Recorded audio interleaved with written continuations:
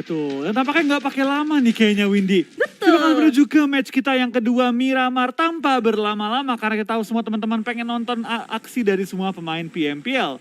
Ya, dan kita lihat dari jalur pesawatnya dari arah Puerto Paraiso menuju ke arah La Cobreria. Ini kalau misalkan di Miramar pembagian flight path-nya seperti ini cukup adil banget untuk semua player atau semua tim. Betul, kalau kemarin kita perhatikan ya berapa kali pesawat juga cukup pelit, cuma motong bagian bawah Valdemar menuju ke Puerto Paraiso. Tapi kalian dari Puerto Paraiso menuju ke arah La Cobreria. Yang berarti hampir semua tim harusnya dipermudah dengan arah pesawat dan jalur pesawat kali ini ya. Kita mungkin bakal melihat tidak terlalu banyak penumpukan yang terjadi selain tim-tim yang mungkin tabrakan di kota. Seperti kemarin ada GD dan juga EVOS ya. Iya, GD sama EVOS, betul. Dan sepertinya di Pekado di tim B karena Bigetron tidak bermain. Kita lihat apakah ada yang mengisi Pekado atau tidak atau hanya benar-benar kosong, kita lihat. Kita bakal lihat juga Pekado tampaknya belum diisi oleh tim manapun. Tapi Onyx menuju ke area Pekado. Akankah diisi oleh Onyx kali ini? Apakah tahtanya akan dikuasai sementara waktu untuk Onyx karena Bigetron tidak bermain. Jadi benar-benar kosong, siapapun bisa nempatin daerah Pekado. Kita penasaran juga tampaknya tim Morph dan juga tim Geek Fam ya cukup berdekatan kali ini. Dimana Morph benar akan mengalami sedikit kesulitan menuju ke arah Cumacera karena jaraknya cukup jauh. Tapi circle cukup fair, cukup motong ke bagian atas dan tengah sehingga semua tim harusnya cukup mudah masuk ke area circle. Setuju, ini circle-nya adil banget untuk semua tim Sniper Player karena sebagian besar juga udah masuk dalam circle jadi nggak butuh waktu yang lama lagi. Bakal ada waktu tambahan lagi untuk looting-looting sementara itu sepertinya Hoki dia mengetahui ada satu player dari Geek yaitu Mort udah berdiri di atas bahkan langsung dikejar aja oleh dua player sekaligus dari tim Mort bahkan di HBD seperti yang keberadaan dari Mort. Tanpa helm, tanpa armor ini cukup beresiko tapi kita penasaran juga dari Hoki dan satu anggota Morph lainnya. Dua bahkan Takanome dan juga The Summer akan langsung menuju ke arah Mort yang berada tepat di bawah mereka. Morph lawan Mort kali ini. Dimana kita bakal dari tim Onyx tampaknya yes bakal mengisi daerah PK tanpa ada BTR, mereka langsung mengambil kesempatan untuk turun di ibu kota Miramar. Setuju, karena enak banget kalau misalkan daerah drop zone awal di area sekitaran Pekado untuk kemana-mana juga enak. Pasti circle juga nggak terlalu jauh dari circle awalnya itu daerah sekitaran Pekado. Dan 69 udah mengamankan satu buah vehicle. Mereka lagi langsung melanjutkan rotasi untuk mencapai area drop zone-nya. Yes, kita bakal lihat juga dari tim Aero Wolf di awal-awal bakal langsung sedikit looting-looting tanpa terlalu banyak space yang mereka miliki ya. Tapi harus cukup banget sih. Sementara Potato masih baru miliki barrel, helm level 1, armor level 1 dan juga beberapa peluru tambahan. Sedangkan Aura kembali ke area San Martin tanpa gangguan sama sekali dari tim manapun lainnya. Harusnya nyaman banget sih mereka. Lootingnya nyaman banget tanpa ada gangguan yang berarti lootingan mereka bakal maksimal, kendaraan juga bakal maksimal. Setuju apa yang dikatain sama Kavlo Wolfie. Kan ini grup B. Grup B berarti ada Genesis Dogma seharusnya kan. Berarti di Impala nggak ada clash sama sekali antara EVOS dan juga Genesis Dogma. Betul. Mengingat Genesis Dogma juga tidak bermain di match kita kali ini. Jadi kita kali ini lihat di early game tidak ada clash sama sekali dari antara semua tim. Dan ini bakal mungkin ya bakal berlanjut hingga nanti ke mid game. Dimana zona pun lumayan mudah untuk semua tim kuasai dengan ke arah tengah. Jadi kita bakal melihat tim-tim mungkin fight di zona 3 ke 4. Betul, dan dari RRQ juga masih aman di daerah sekitaran lootingannya. Nggak ada tim-tim lain juga yang terdekat sementara waktu. Kita dari resource-nya juga udah cukup karena mereka membagi splitnya lumayan jauh untuk membagi daerah-daerah lootingannya masing-masing. Betul, tipikal scrapping berarti ya. Iya, mereka turun di beberapa komponen yang berbeda memaksimalkan lootingan mereka. Tampaknya di bagian utara juga ada Eagle 365, tim yang berdekatan dengan tim RRQ juga bersama dengan 21 biasanya. Betul, bersamaan dengan 21. Dan di sisi lainnya juga kita lihat secara keseluruhan tim-tim masih aman, damai, tentram juga di daerah lootingannya masing-masing. Belum ada clash yang terjadi, bahkan satu player pun belum ada yang dipulangkan ke arah lobby. Betul, ini masih di awal-awal belum ada kenok bahkan ya. Iya. Kenok pun bahkan peluru gue belum denger nih, arah tembakan peluru dilontarkan oleh Iya, tim manapun. benar-benar. Peluru pun belum terdengar, benar-benar aman banget, daerahnya aman, tentram.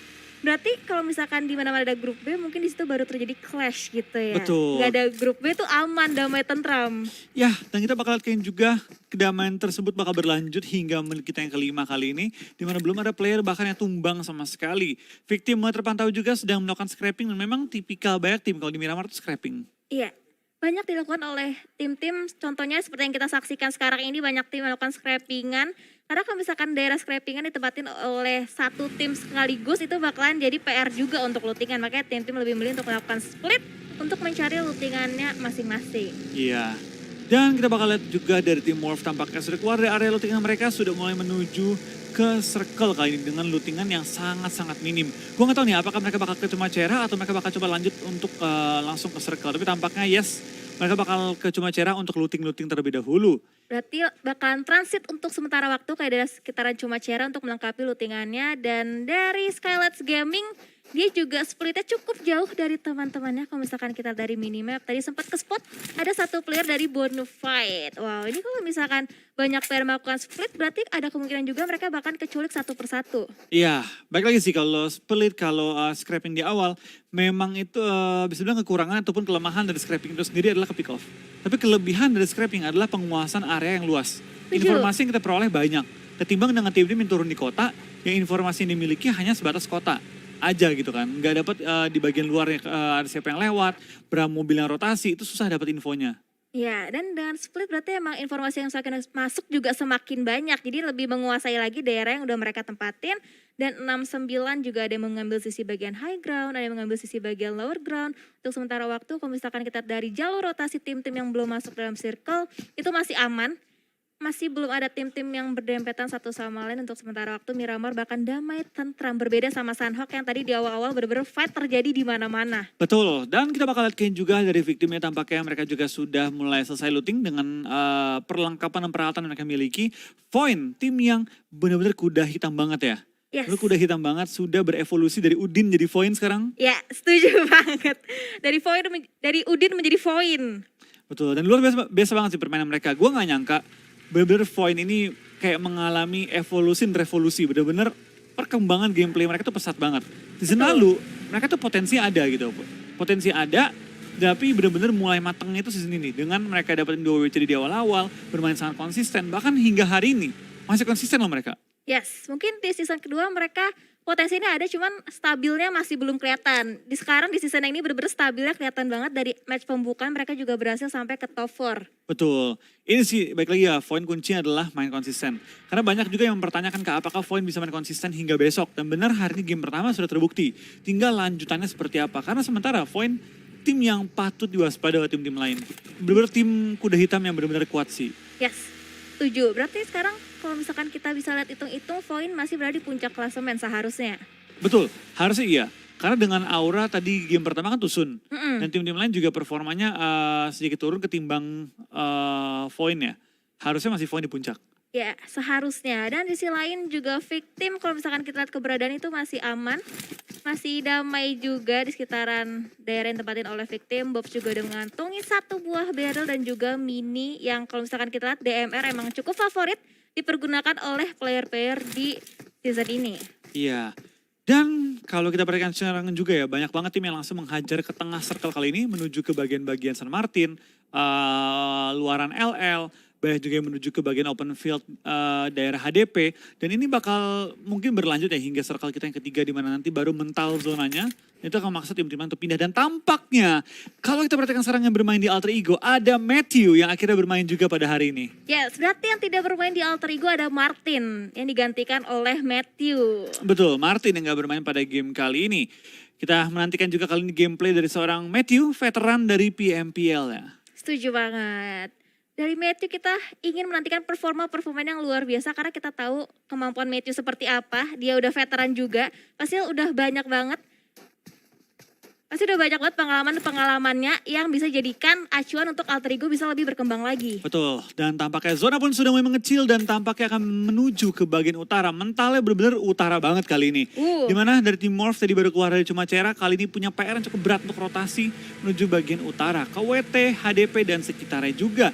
Dimana SG itu enak banget tuh. Di bagian utara Torea Humada benar-benar sendirian dia. Ya benar-benar sendirian banget, nggak ada tim-tim lain di daerah sekitaran. Ini bakal jadi chaos untuk tim-tim yang masih berada di daerah sekitaran selatan.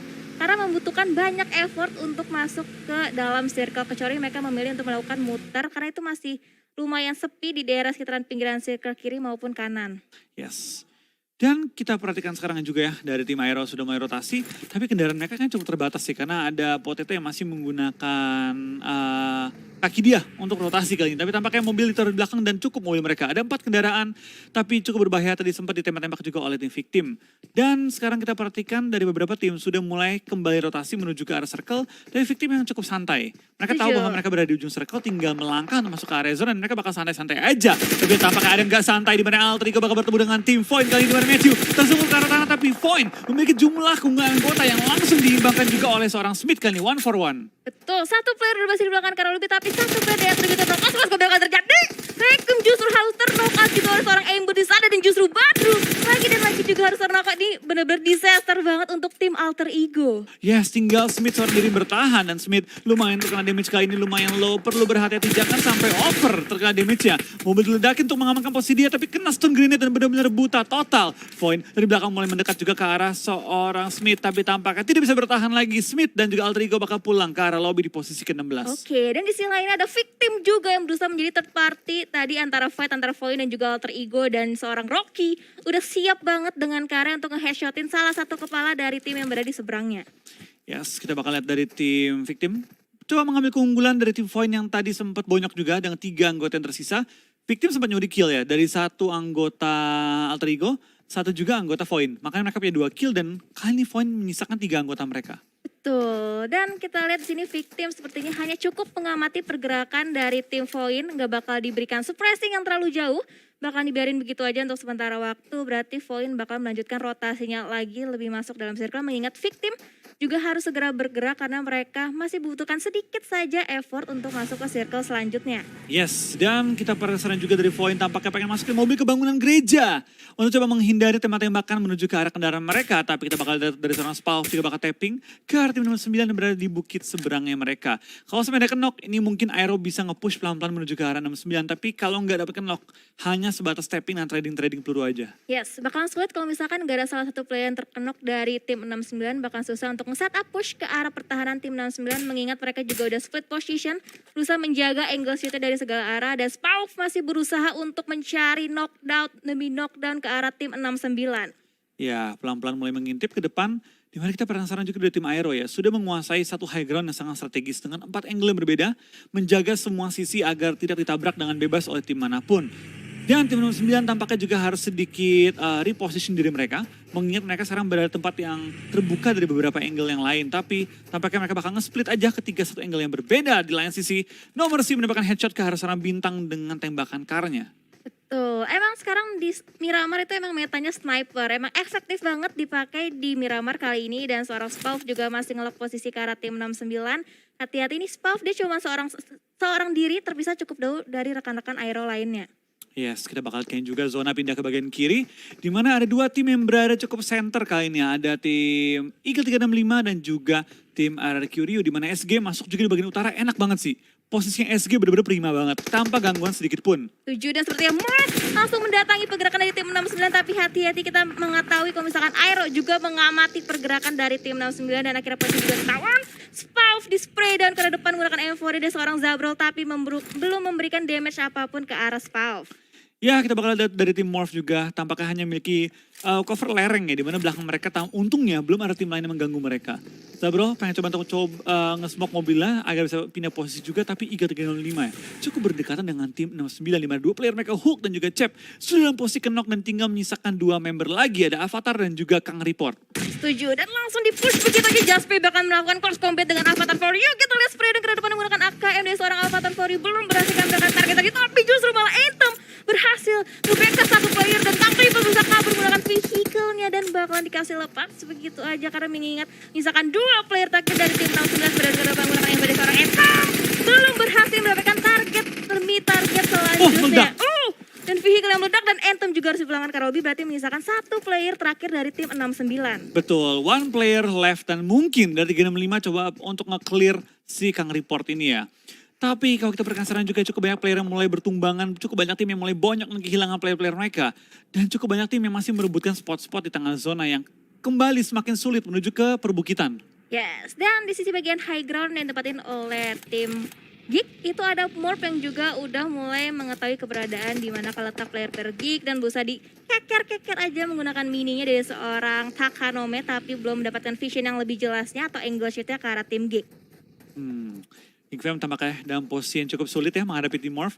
Sama-sama memiliki high ground, tapi dari tim Morph lebih tercover mereka. Ketimbang tim Geek Fam yang berada di low ground, yang high groundnya nggak terlalu cover. Gato dan kawan-kawan coba untuk menahan gempuran dari tim Morph kali ini, tapi mereka juga sulit untuk rotasi. Kalau mereka rotasi, pasti Morph akan coba untuk melancarkan tembakan menuju ke mereka ketika mereka berada di tempat yang open.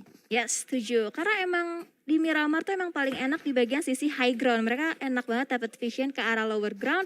Dan sepertinya Dinosaurus dia menggunakan vehicle-nya, satu buah motor dikendarai begitu aja. Hanya memberikan tapping-tappingan peringatan dari seorang Takanomi, belum berhasil menumbangkan satu player dari G.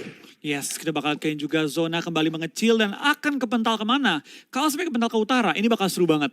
Benar seru banget karena tidak ada tim yang berada di bagian utara, tapi tampaknya bakal pindah ke bagian kiri. SG perlu pindah posisi dan benar-benar Eagle 365 berada di center zone-nya mereka. Ya, enak banget posisi dari Eagle 365, dia benar-benar berada di center.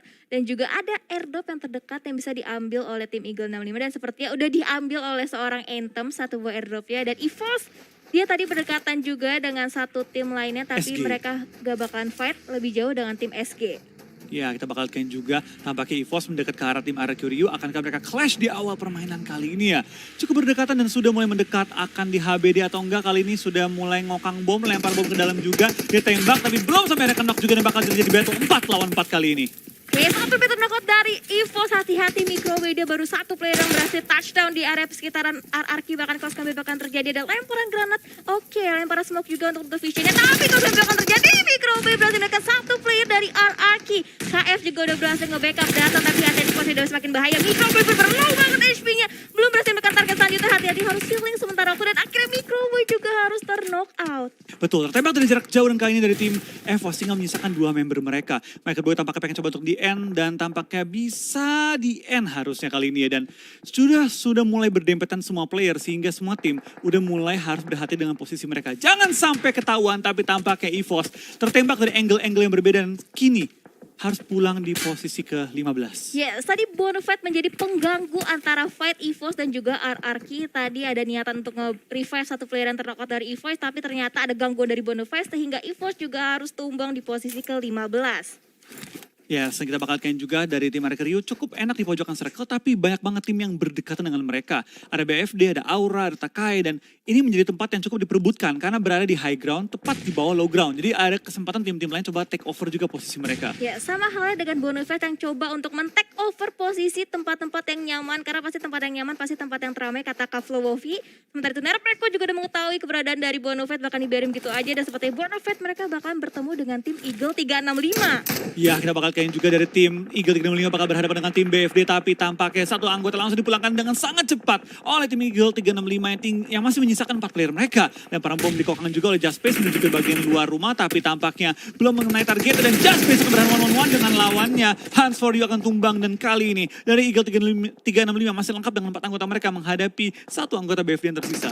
Tuh, misalkan Ucup seorang diri hanya bisa berdiam diri untuk sementara waktu di tengah gempuran 4 player sekaligus dari Eagle 35 bakal langsung digerebek aja, langsung maju ke depan. Jaspace dan ke depan, bakal langsung dari Ucup dan akhirnya Bonafide masih bisa bertahan dan akhirnya dipulangkan ke arah lobby, sempat mengenalkan 2 player dari Eagle 365. Oke, mungkin ini bisa jadi opening juga untuk tim SG menuju ke arah Eagle 365 yang lagi knock 2 player mereka, tapi tampaknya bakal pindah sedikit ke arah tim DU yang lagi clash dengan tim Onyx juga, bertukar-tukar anggota juga 1-for-1, sementara di mana Powerpunk masih dalam posisi knock, tapi zona akan menghimpit kedua tim ini sehingga mereka harus pindah posisi karena ini zona yang keempat. DU bakal coba lempar bom juga menuju ke lawannya, tapi belum sempat tertumbang, malah Takai join the fight menumbangkan satu pemain tim Onyx.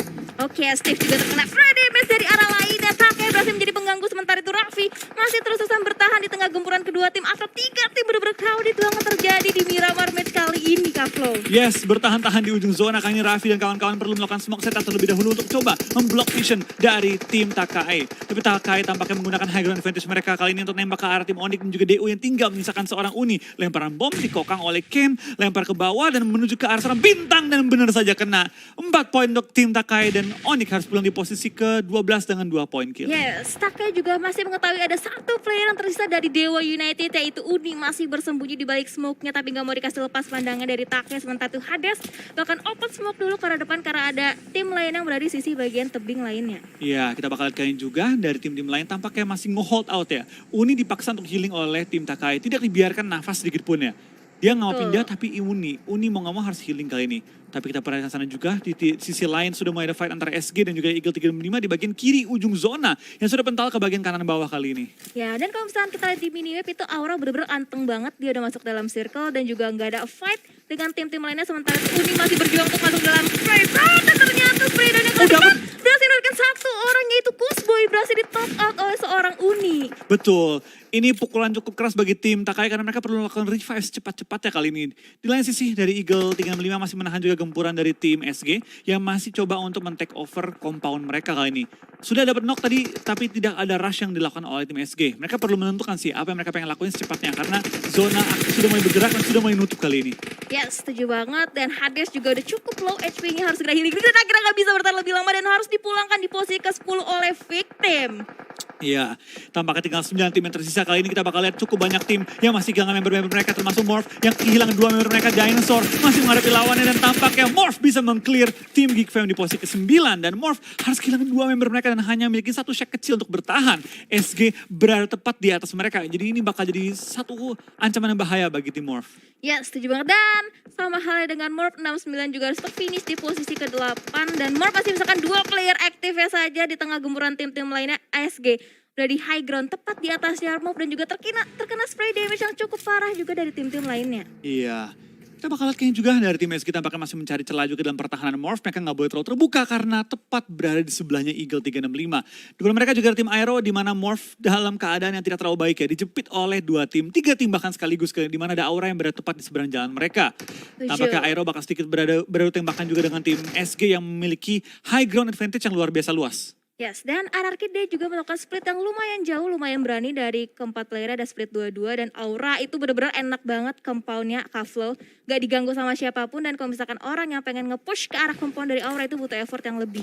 Betul, ini sama kayak Aura kemarin, bener-bener dapetin circle di zona-zona yang enak untuk mereka. Dan kali ini mereka kembali mendapatkannya dan ini chance untuk mereka coba menambel poin di game sebelumnya. Setuju, ibaratnya kayak deja vu lagi kayak Aura waktu itu sempat mereka win dari Cingadina, sementara itu dari Jersey juga masih terusan bertahan fight ke arah tim Eagle 365, cuman angle shootnya masih tertutup dari arah Jersey, bahkan dibiarin begitu aja karena mereka masih ada lower ground yang bisa menutupi angle shoot dari arah tim SG. Iya, tampaknya zona pun pindah kembali ke arah tim Aura. Ini bakal jadi pukulan keras bagi tim-tim yang belum mendapatkan spot di dalam zonanya. Karena itu open banget, itu benar-benar open banget tanpa adanya space yang cukup untuk melakukan forting. Itu open field banget. Yes, dan ada lemparan granat bertubi-tubi yang coba dibangun oleh tim SG ke arah tim Eagle 365, cuman belum memberikan splash damage ke arah tim Eagle 365, masih cukup aman sebentar waktu dan low toss lagi granatnya. Coba dimasak dengan sangat teramat matang, cuman belum mendapatkan korban-korban atau target selanjutnya. Iya, wah, ternyata nice mendapatkan bomb. 1 player. Bomnya dari seorang Slayer berhasil menumbangkan 1 player dari Eagle 365 yaitu Audrey. Yes, nice bomb banget lemparan dari tim SG. Tapi kita bakal apakah mereka bakal maju atau bakal coba untuk perang dengan Eagle 365 karena 1 player mereka sudah mulai maju dan meninggalkan teman-teman lainnya. Spray down dilakukan juga oleh Slayer dan kawan-kawan, ditabrak, ditempel, dihajar depan muka kali ini dan tampaknya 2 player, 3 player Eagle 365 bakal tertumbang oleh Slayer. Ya, berarti keputusan yang tepat untuk 1 player dari Eagle 365 juga Famba untuk menaikkan diri. Sementara pas pembedakan terjadi antara Boblat juga E365, sementara last match yang dari Famba berarti posisi yang sangat amat bahaya dan gak bisa bertahan lebih lama dan akhirnya terfinish juga dan harus dipulangkan di posisi ke-6. Iya, tanpa kita bakal kayaknya juga zona mulai memakan cukup banyak korban pada game kali ini. Tinggal menyisakan 4 tim bertahan hingga zona kita yang ke-6. Setuju, dan Iron Wolves masih bertahan dengan 4 player masih utuh, masih kokoh. Sementara itu di sisi bagian high groundnya ada perfect team juga Aura. Dia benar-benar gak beranjak dari tempatnya sama sekali, Kaflo. Iya, masih bertahan dan Aura benar-benar dapetin zona demi zona yang menuju ke arah kompon mereka ya dalam posisi yang sangat terbuka. Harusnya ini kita bakal lihat tim Aura kembali bisa mendominasi sih. Yes, dan ini bakalan jadi PR yang sangat teramat berat untuk Voldemort karena dia merupakan last man standing dari RRQ dan dia juga satu-satunya tim atau player yang belum masuk dalam Blue Zone. Oke. Dan kita bakal lihat kayaknya juga dari tim Aero masih bertahan melawan tim victim pelan-pelan ditembak-tembaki juga oleh mereka tapi belum sampai menumbangkan lawannya. Kita bakal lihat 4 tim tersisa, ini berarti tinggal top 4 teams. Setahu gue tadi 4 untuk victim, 4 untuk Aura, 4 untuk Aero tapi hanya 1 untuk RRQ. Ya, 1 untuk RRQ. Voldemort berusaha untuk mengendap-endap gitu aja. Sementara itu 1 vehicle udah berhasil bisa diamankan oleh seorang No Mercy. Kita bakal lihat strategi apa yang dipakai oleh Aura untuk sementara waktu. Dan victim masih terus-terusan mantek pantekin ke area compound yang tempatin oleh Aero Wolf Betul. Limax. Victim bisa pilih lawan sih, karena mereka berada tempat yang cukup terbuka, bisa nembak ke kiri, bisa nembak ke kanan, tinggal pilih mau lawan yang mana mereka. Oke, untuk sementara waktu mungkin Victim bakal lebih fokus ke arah tim Aero karena Aero itu mereka nggak masuk dalam circle, harus membutuhkan effort juga untuk masuk dalam circle selanjutnya dan benar-benar dipantekin oleh Victim. Nggak dikasih lepas pandangannya ke arah tim Aero. Iya, dari tim Victim benar-benar mengunci pergerakan tim Aero, karena mereka tahu depan mereka ini Aura harus tabrak. Yang paling gampang adalah pincangin dulu Aero, maju ke depan baru tabrakin Aura, daripada tabrakin Aura lalu di follow up oleh Aero. Yes, setuju banget. Ada lemparan granat juga yang udah mulai dilemparkan oleh tim Victim ke arah smoke. Berusaha mencari di mana letak player dari Aero berada. Sementara itu benar-benar ada wall smoke yang dibangun dengan sangat teramat rapi oleh Aero. Sepertinya Aero udah siap untuk bergegas masuk ke dalam high ground tempatin oleh tim Victim. Dan akhirnya Renare berhasil menekan satu player dari Victim. Ini menjadi pembuka jalan yang sangat teramat baik untuk Aero nge-push ke arah tim Victim. Betul, Aero tampaknya tidak membiarkan tim Victim menguasai high ground, langsung maju juga untuk coba meng-clear lawan terdekat mereka. One by one mulai bertukar anggota. Tampaknya dari Victim sudah mulai bonyok dan akhirnya tim Victim dipulangkan di posisi keempat di mana Aero kehilangan satu member mereka tapi belum sampai tumbang. Tapi lihat Aura tanpa berlama-lama, tanpa membiarkan tim Aero bernafas, langsung dikejar kali ini dan langsung dilawan juga. Tapi nomor si akan tertumbangkan oleh seorang Renare. 3 lawan 3 kondisinya, 3 lawan 2 kali ini Renare masih coba untuk menumbangkan lawannya. Rosesi lumayan low tapi masih bertahan juga. Oke, bahkan di follow up oleh seorang Rosesi mencari di mana player dari Aero berada. Untuk sementara waktu bakal nge-finish player dari terdepan. Player dari terdepan, satu lagi tertumbang player dari Aero. Benar-benar langsung dibelakang ke arah Lovely. Sementara itu last player dari Aero mampu keluar lebih jauh dan akhirnya Super Una berhasil menyelamatkan timnya dari kegagalan. Oh, tapi tampaknya my God. Voldemort masih bertahan juga. Zona akan mengikis nyawa dari tim Aero. Akankah Voldemort coba nge-clutch dengan sendirinya untuk dapetin WWCD bagi tim RRQ? Lemparan bom mulai dikokang. Tampaknya Zona mulai menghimpit Super Una dan juga Potato. Wow, lemparan granatnya cukup jauh, mampu menggunakan satu player dari Aero dan ternyata untungnya sudah berpindah. Super Una dia harus glove fight dengan Voldemort karena nggak mungkin lagi untuk nge-revive seorang Potato keberuntungan posisinya. Sementara itu Voldemort player dari terdepan cukup ngeluarin SP seorang Super Una dan akhirnya winner chicken dinner berhasil didapatkan oleh Aero Go Wolf. Wolf kali ini ya. Sangat-sangat sengit dan tadi RRQ hampir menggunakan keunggulan dari tim Aura dalam jumlah untuk coba menutup angle dia. Tapi akhirnya dari tim Aero bisa bermain lebih tenang, bisa men-take down tim RRQ yang tadi hampir merebut WWC dari mereka. Wow, itu juga setup yang dilakukan Aero tuh bener-bener rapi. Dia ngebangun smoke-nya bener-bener sejajar untuk nge-push ke area pertahanan yang ditempatin oleh Victim. Dan satu demi satu player Victim terknock langsung di-push sekaligus oleh keempat player dari Aero. Betul, tadi sengit banget sih. Bener-bener dari tim Aero gue sukanya mereka. Mereka tahu bahwa kalau Victim nggak ada take down, ini bakal jadi PR. Yes. Sehingga dari tim Aero langsung melakukan smoke ke arah Victim, lempar bom, dapetin knock, langsung di-rush tanpa pikir panjang. Karena mau nggak mau harus di-clear dulu. Yes, dan juga tadi momentum yang diambil oleh Aura itu sebenarnya udah tepat ya kan. Aero itu baru kelar fight dan juga belum reset lagi langsung di-push oleh Aura, tapi ternyata masih bisa dibalikan oleh tim Aero sendiri. Betul, dan selain tim Aero emang tadi perang dengan tim Aura hadap-hadapan, dari belakang Voldemort juga mengganggu Aura. Itu dia.